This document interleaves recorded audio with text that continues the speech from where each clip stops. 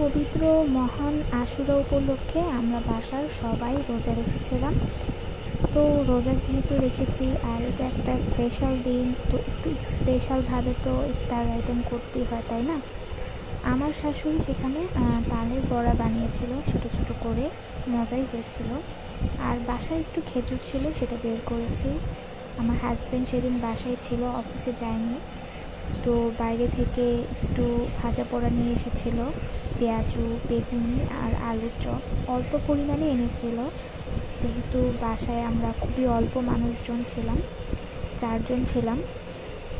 তো I think that's enough for us.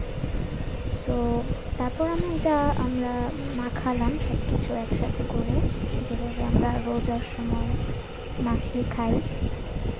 বাসায় বুট বানিয়েছিলাম আলু দিয়ে, আর একটু লেবু কুচি দিয়ে নিলাম। এটা দিলে একটু ভালো লাগে, লেবুটা মুড়িটার সাথে কামড় লাগলে। আর বাসায় আমার শাশুড়ির চিপস ছিল, সেই চিপসগুলো একটু ভেজে নিয়েছিল।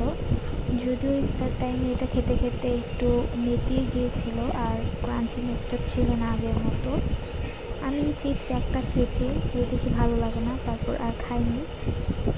আমি কিছু আলু চপ আর বেগুনি পেঁয়াজু এটা ছোলার সাথে মেখেছি, বাকিটা রেখেছি আস্ত খাওয়ার জন্য।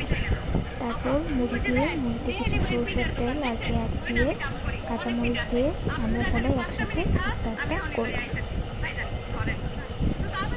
সবাই একসাথে ইফতার করতে ভালোই লাগে।